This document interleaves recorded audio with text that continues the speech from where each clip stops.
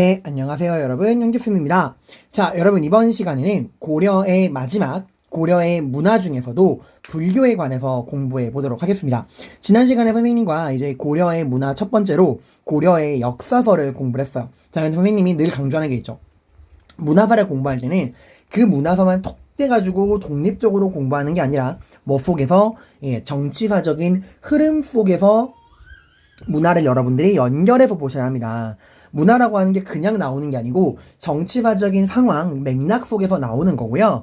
그래야지만 여러분들이 좀 고난이도의 문제를 풀 때 이게 정치사랑 엮어서 통합형으로 나오거나 시기를 묻는 속에서 문화재를 묻는 그런 문제가 나왔을 때도 무리 없이 문제를 풀 수 있고 기억도 더 오래 가요. 지난 시간에도 그러한 정치사적인 흐름 속에서 호족지배기, 문벌귀족 시기, 무신집권 시기, 권문회족 시기, 신진사대부 시기 이렇게 고려의 각 시기별 지배층에 따라서 우리가 시대를 구분하고 각 시기별로 어떠한 역사서가 등장을 하였는가를 공부했어요. 그러한 역사서는 당연히 그러한 시대적인 상황과 연결돼 있었죠. 단적인 예로 우리 삼국사기라는 책은 언제, 누가, 왜 썼죠 여러분들?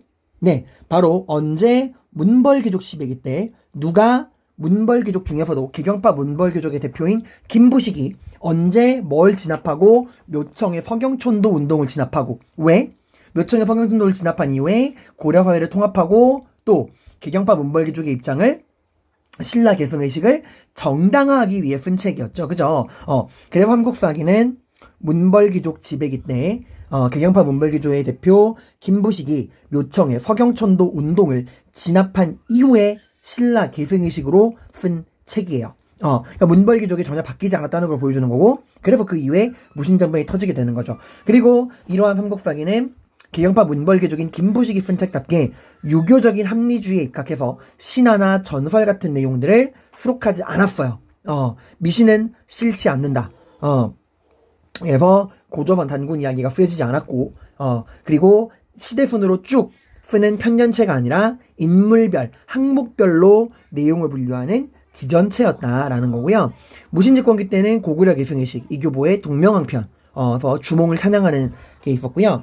권문회족 지배기 때는 뭐에 대한 계승의식? 단군, 고조선에 대한 계승의식을 드러내는 역사서들이 등장을 합니다. 대표적으로 일련의 삼국유사, 이승유의 제왕운기예요. 왜 원간섭기 때 등장한 역사서들이 고구려도 신라도 아닌 단군, 고조선 계승의식을 드러내는 거죠? 네, 원간섭기 때 원나라의 내정 간섭으로 인해 고려의 자주성이 상당 부분 훼손됐잖아요, 여러분들. 그러한 훼손된 고려의 자주성을 극복하기 위해서 단군, 고조선 계승의식을 내세운다라는 거예요. 이런 식으로 연결해가지고 여러분들이 공부를 하셔야 이게 이제 시기를 묻는 문제가 나오거나 정치사랑 연결됐을 때도 흔들리지 않고 개별적인 역사서의 내용 자체를 묻는 게 나와도 흔들리지 않습니다, 여러분들. 자, 그럼 이번 시간에는 고려의 문화 마지막으로 불교를 볼 건데요, 여러분들. 이 불교 같은 경우는 이게 이제 수능이건 내신이건 한능검이건 어떠한 문제, 그러니까 어떠한 시험에서도 나올 이 고려의 문화, 이 불교가 나오게 되면은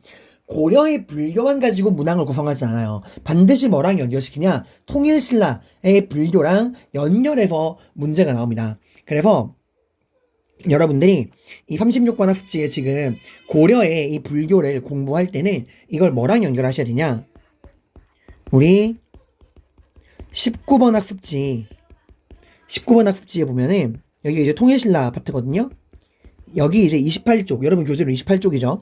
19번 학습지 28쪽에 보면은 이제 신라의 불교가 나와요. 여기서 이제 원효, 의상, 해초가 나오는데 이 신라의 불교, 이 원효, 의상, 해초에 대한 내용을 여러분들이 이번 시간에 배울 고려의 불교랑 연결해야지 문제를 풀 수 있어요. 어디가 문제가 나오건 신라의 불교랑 고려의 불교를 엮어가지고 보통 그 문항의 선지 5개 혹은 기역, 니은, 디귿, 리을의 선지가 구성이 됩니다. 한번 간단하게 한번 정리를 해볼까요, 여러분들? 우리 19번 학습지 28쪽에서 배웠던 신라의 불교 내용 한번 떠올려봐요. 원효는요, 여러분들. 네, 원효하면 여러분 키워드는 원효는 뭘 추구했죠? 네, 불교 화상의 조화와 통합을 중시했어요. 그래서 모든 걸 한마음에서 나온다. 일심 사상. 그러니까 모든 걸 한마음에서 나오니까 다투지 마라. 화쟁 사상. 그리고 누구나 남의 아미타불만 외우면 내세에 아미타 부처님에게 우리가 구원받을 수 있다. 아미타 신앙. 그래서 아미타 부처님이 우리를 극락정토로 데려가 줄 것이다. 정토종. 불교를 대중화하기 위해서 스스로를 소성거사라고 하면서 무예가라고 하는 노래를 지어서 거지, 노숙자, 불량배, 창기들과 어울리는 파격적인 행보를 보여주었다고 했죠. 그리고 원효의 친구였던 의상은 신라법의 전체의 통합을 강조했습니다. 그래서 화엄사상, 그래서 화엄일승 법계도라고 하는 화엄일승 법계도라는 그 저수를 통해서 모든 건 하나고 하나가 곧 전체고 전체가 하나다라는 일즉다 다즉일, 하나가 곧 다 전체고 다 여러 가지가 즉 하나다 일즉다 다즉일, 하나가 전체요 전체가 하나다라고 하면서 신라사의 전체의 통합을 강조했고, 화엄종을 개창하고 부석사라는 절에서 제자들을 양성했죠. 그리고 해초 같은 경우는 인도의 5나라를 다녀오고 왕호 천축국전이라는 책을 썼습니다. 이런 원효 의상 해초에 대한 내용을 여러분이 정리를 해두시고 고려의 오늘 불교에서 배울 의천, 진울, 요새, 해심 이런 사람들과 연결해야 어디에서 어떤 식으로 불교 문제가 나오더라도 틀리지 않을 수 있습니다. 자세한 내용은 19번 학습지 28쪽 내용을 참고하세요. 자, 고려의 불교 같은 경우는 국가의 보호 속에서 발전을 했어요. 고려라는 국가 자체가 불교를 신라와 마찬가지로 국교로 삼고 여러 가지 경제적인 후원, 불교 사원에게는 땅도 주고요. 그 땅에는 세금을 걷지 않고요. 그리고 승려가 되면 여기에 의미가 없어요. 그러니까 군대를 가거나 국가의 노가다에 동원되지 않습니다. 민중의 정신적인 문화 이념이었는데, 중요한 건 여러분 우리 교종선종 기억하시죠? 불교라고 하는 종교의 목적은 동일해요. 우리가 깨달음을 얻어서 뭐가 되자? 부처가 되자라는 게 불교의 목적입니다. 목적은 동일해요. 근데 뭔가 다른 거지? how, 방법론. 그럼 우리가 어떻게 해야 깨달음을 얻어서 부처가 될 수 있느냐? 그러니까 how, 방법론에 관해서 차이가 난다라고 우리가 이야기를 했어요, 여러분들. 그 교종과 선종 같은 경우는 여러분 여기 잠깐 보시면 다시 정리해 드릴게요. 교종 같은 경우는 경전, 부처님의 말씀을 기록해 놓은 경전을 열심히 읽고 우리가 그 속에 담겨있는 교리를 열심히 공부를 해야 우리가 차근차근 레벨업을 해서 깨달음을 얻어 부처가 될 수 있다 라고 하는 거고요. 선종은 생각이 다르죠.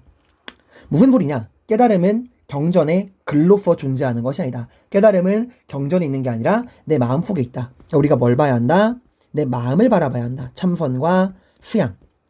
그래서 교종은 신라, 중대, 진골귀족들 이렇게 막 유행을 했고, 선종은 신라 하대 그러한 진골귀족의 신라를 무너뜨리기 위해 호족과 육두품들이 좋아했어요. 기억하시죠 여러분들? 교종은 이제 신라 중대 진골들이 좋아했고, 선종은 신라 하대 육두품과 호족들에게 큰 유행을 합니다.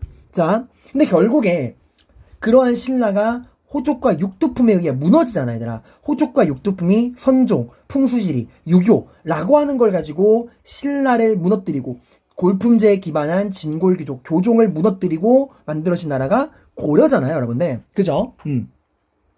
자, 그렇게 고려가 건국된 이후에 교종과 선종은 계속해서 갈등을 했어요. 그래서 불교 사이에서도 그만 싸우고 교종, 선종을 뭐 해야 한다?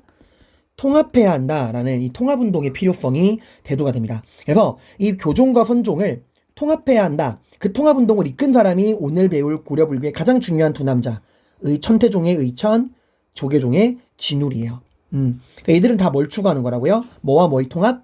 교종과 선종의 통합. 이거를 중시하는 사람들입니다. 자, 그럼 이제 한번 내용을 차근차근, 여기도 선생님이 고려 시대 구분 적어놨고요. 한번 차근차근 볼게요, 여러분들. 자, 먼저 고려 초기 육두품과 호족이 지배하던 호족 지배이기 때는 뭐가 유행했을까요? 방금 선생님이 이야기를 했어요. 신라가 무너졌습니다. 신라는 진골 귀족의 나라였어요. 골품제에 기반했죠. 그리고 얘네들이 뭘 좋아했죠? 그들의 권위를 올려주는 경전과 교리를 강조하는 교종을 좋아했는데, 이러한 신라를 무너뜨리고 고려를 건국했던 세력이 육두품 호족이었어요. 얘들은 뭘 좋아했죠? 누구나 깨달음을 얻으면 부처가 될 수 있다. 그래서 진골귀족의 권위를 부정한 선종, 그리고 경주 중심의 지리관념을 탈피하자 풍수지리, 그리고 능력에 따라 인재를 등용하자 유교. 요걸 가지고 나라를 만들었잖아. 그러한 호족이 지배하던 고려 초기 때는 여러분 당연히 뭐가 유행하죠? 당연히 선종이 유행할 수밖에 없어요. 그죠? 얘네가 만들었으니까. 국가적인 차원에서 불교를 굉장히 후원합니다. 우리 태조 왕건이 남긴 훈요 10조 기억나세요?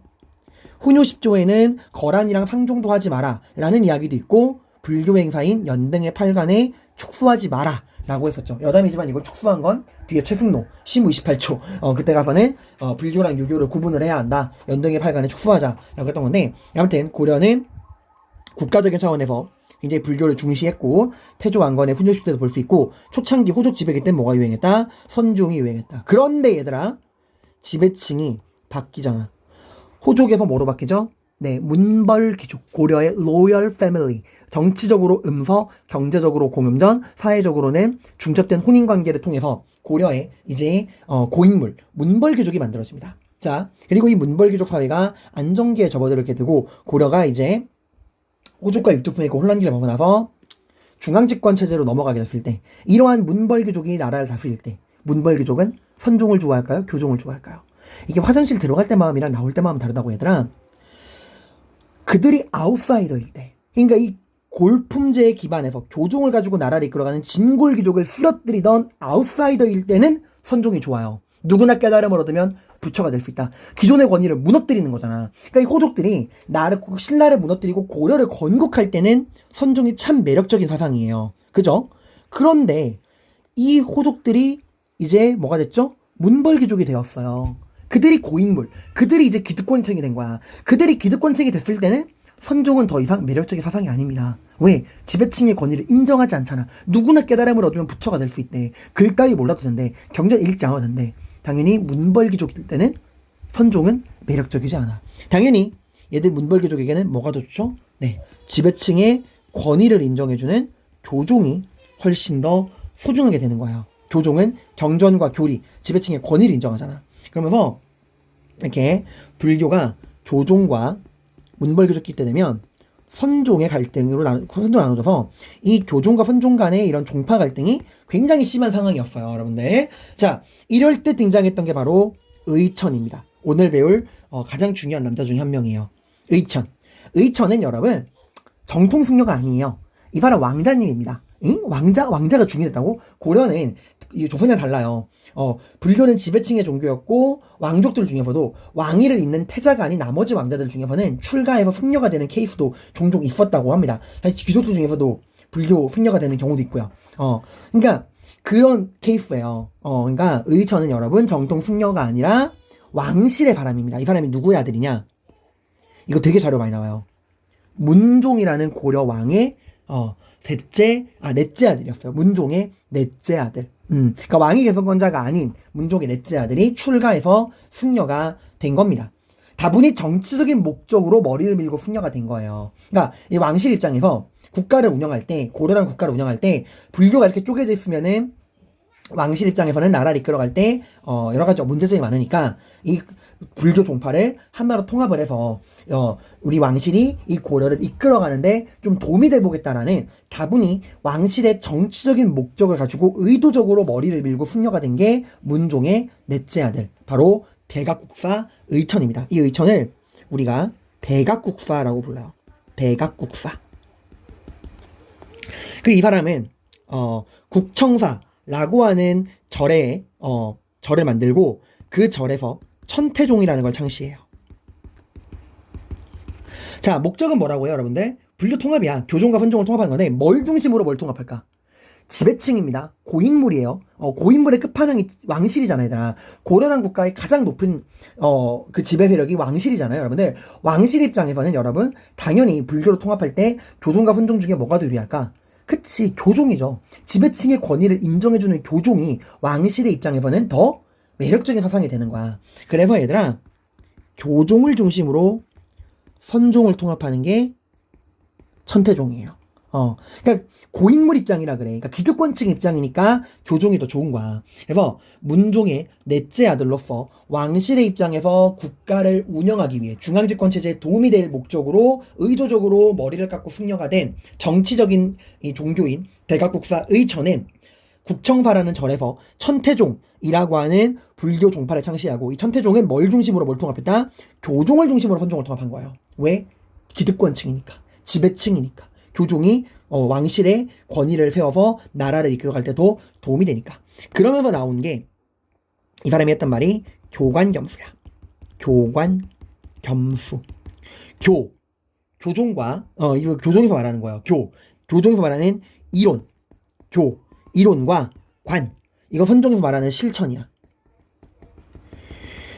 이론과 실천을 함께 하자는 건데, 교관겸수 이름에서 나오듯이 뭐가 먼저 와요? 교가 앞에 오잖아, 얘들아. 다시 한번 한쪽은 어려우니까 다시 풀이 한번 해드릴게요. 교관겸수는 이 교가 교종에서 말하는 이론이야. 이론과 관, 선종에서 말하는 실천입니다. 실천을 함께 수행해야 한다. 그러니까 교종의 이론과 선종의 실천을 함께 수행하자는 건데, 앞에 오는 게 뭐예요? 교란 말이야. 교가 먼저 오잖아. 그러니까 교종을 중심으로 선종을 통합하자라는 거예요. 그러니까 다분히 정치적인 목적으로 움직인 거고, 왕실의 권위를 빌려서 물리적으로 그냥 교단을 통합한 것 뿐입니다. 그러니까 이게 다른 종교인들을 종교적으로 감화시켜서 통합을 한 게 아니라, 문종의 넷째 아들 의천이 왕실의 권위를 등에 업고 왕실의 힘을 빌려서 교종을 중심으로 그냥 물리적으로 이 불교 교단을 물리적으로 교종을 중심으로 선종을 팍 모아놓은 것 뿐이야. 그러니까 의천이 살아있을 땐 문제가 안 되지만 의천 사후에 쇠퇴하게 되고 선종은 독립하게 돼요. 이 사람이 얼마나 정치적인 사람이었냐면, 지금 제가 적어드린 것도 알아두세요. 이건 일부러 필기하라고 여기 안 넣어놓은 거야. 이 사람은 승려임에도 정치적인 문제에 적극 참여해서 고려를 발전시키기 위해서는 화폐유통이 필요하다. 화폐유통의 필요성을 주장하기도 했고요. 이분이 어떤 걸 만들었냐면, 신편제 종교장 총록, 이걸 줄여서 교장이라 그러는데, 이걸 만들어요. 이게 뭐냐면 신편제 종교장 총록, 이게 뭐냐면 송나라, 요나라, 일본 등등 그 다른 나라에 떠도는 일본 등 각지의 그런 불교 주석서를 통합한 거예요. 통합하여 편찬한 겁니다. 그러니까 왕실의 후원을 받아가지고 다른 나라의 불교 경전들 주석서를 모아가지고 이런 것들도 만들고, 그러니까 다분히 굉장히 정치적인 사람이었다라는 거 알아두시기를 바랍니다. 이게 이제 문벌귀족 되고요. 그 이외에 무신직분께 때 들어가면 여러분, 불교는 점점점 썩어 들어가게 돼요, 여러분들. 그리고 무신들이 결국에는 이 문벌귀족을 쓰러뜨리잖아. 그럼 무신 정권은 그 문벌귀족이 뭘 중시한다고 했죠? 교종을 중시했잖아. 근데 무신들은 그러한 문벌귀족을 쓰러뜨린 아웃사이더 입장이잖아요. 아웃사이더들은 교종을 좋아할 수 없죠. 문벌귀족을 쓰러뜨리면서 교종을 탄압을 합니다. 그러면서 이제 불교 내부에서도 반성의 목소리가 나와요. 그동안 교종이 문벌귀족이랑 연결돼가지고 이것저것 세속 권력과 연관되면서 많은 타락을 하지 않느냐. 이번 기회에 우리 불교도 새로워져야 한다 하고 불교의 개혁운동이 나오게 됩니다. 그게 신앙결사예요. 신앙을 바로 세우자라는 거야. 그러니까 종교 정화운동, 불교 정화운동이라 보시면 돼요. 불교 정화운동. 그러니까 이게 서양으로 따지면 약간 수도원 운동 그런 거예요.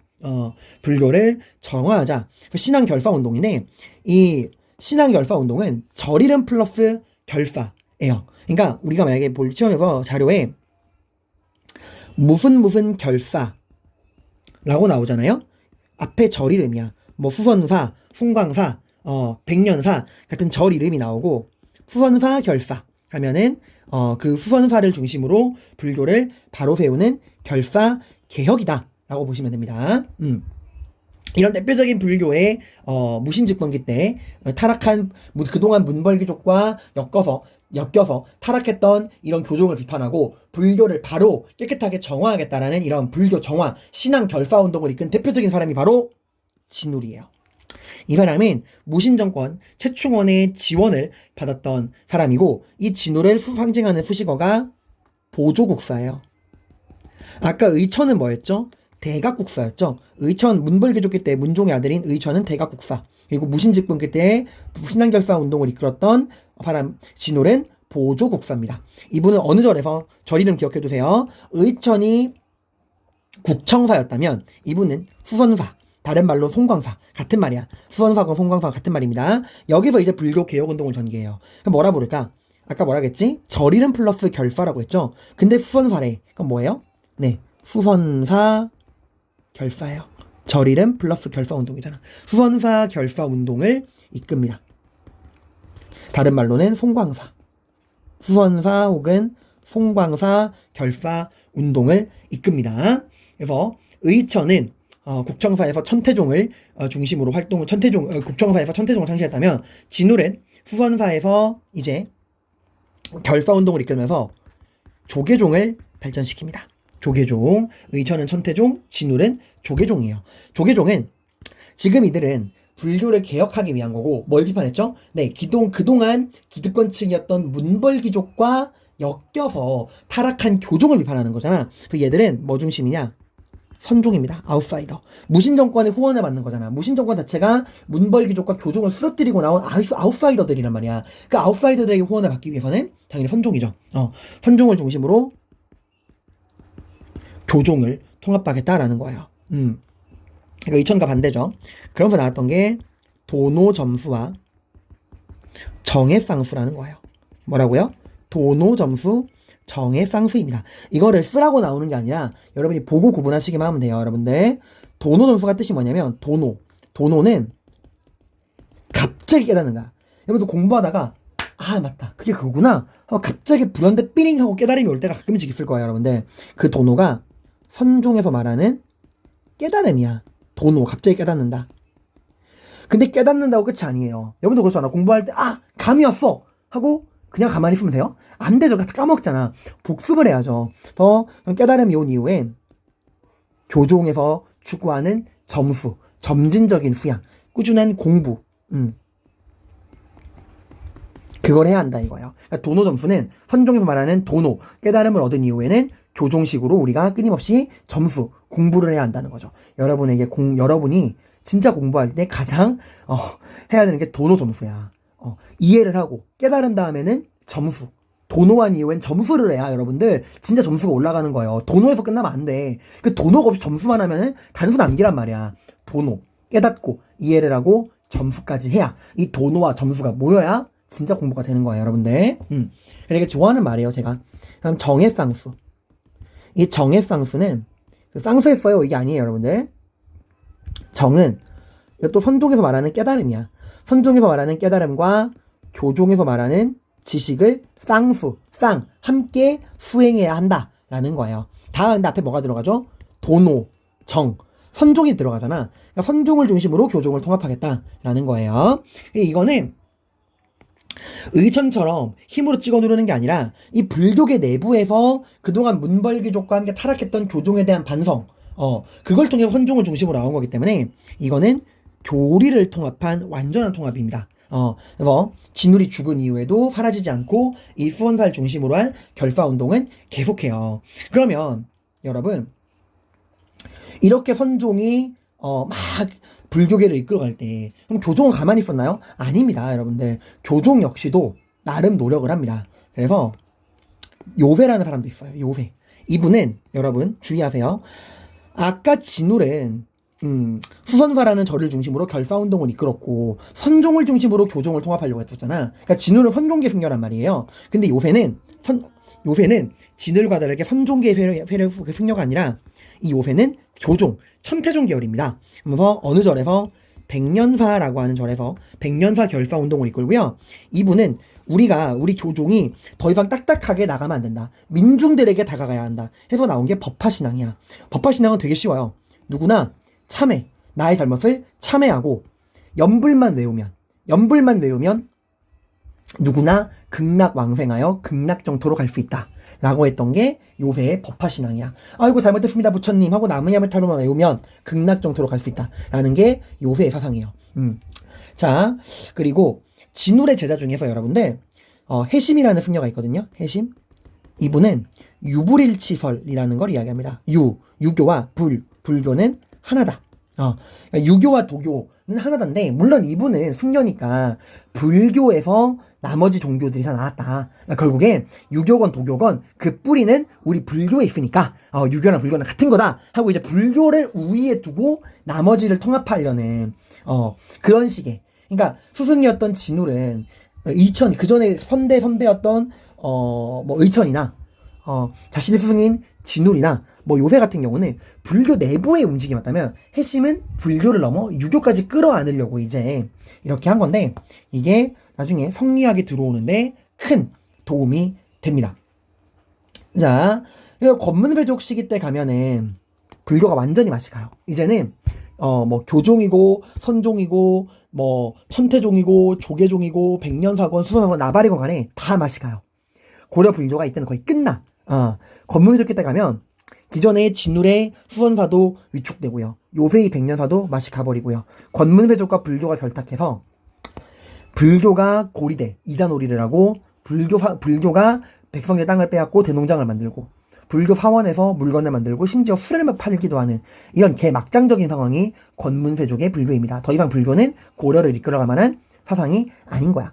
그래서 신진사대부들은 그래서 불교를 비판하고 불교를 배척하고 성리학을 받아들인 거예요. 권문회족과 함께 싸잡아가지고 까는 겁니다.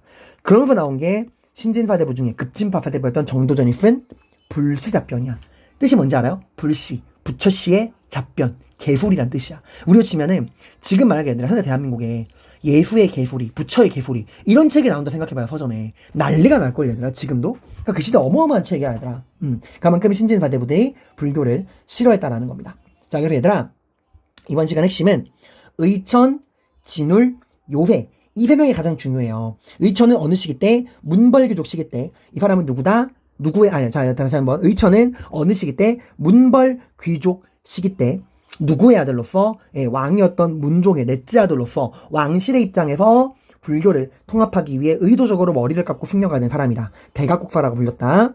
국청사란 절에서 천태종을 창시했고 교종 중심으로 선종을 통합하려는 교관겸수를 내세웠다. 그 외에도 화폐유통의 필요성을 주장한다든가 송요, 일본 등의 불교 주석서를 모은 신편제 종교장 총록, 교장이라는 것도 만들었다. 하지만 이런 지나친 정치적인 의도로 움직이다 보니 의천 사후에는 쇠퇴하고 선종은 독립했다. 그 이후에 무신 집권 때 들어가게 되면 무신들이 이제 문벌귀족을 쓰러뜨리는 과정에서 교종도 많은 탄압을 받고, 불교 내부에서도 문벌귀족과 연결돼서 많은 부정부패를 저질렀던 교종의 불교를 비판하는 움직임이 선종에서 나왔다. 그리고 선종은 무신 정권의 후원을 받아서 불교를 개혁하겠다는 신앙 결사 운동을 내세웠다. 대표적인 이런 신앙 결사 운동을 이끈 선종계 승려가 진울이에요. 최충원의 후원을 받았고요. 어느 절을 중심으로? 수선사, 송광사를 중심으로 수선사, 송광사 결사 운동을 이끌고, 선종을 중심으로 교종을 통합하기 위해 조계종을 만들고 도노점수와 정해상수를 내세웠다. 그리고 이런 진울의 제자인 해심은 유불일치설을 내세웠다.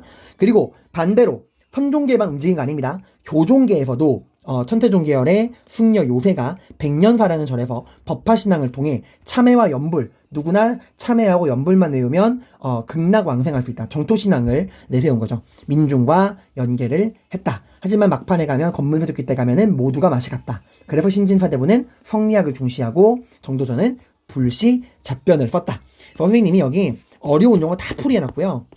의천과 진울에 대한 비교 자료 이렇게 다 선생님이 실어놨으니까 꼭 읽어보시고 나중에 문제도 여기 뒤에 꼭 풀어보시기를 바랍니다. 네, 고생 많으셨습니다.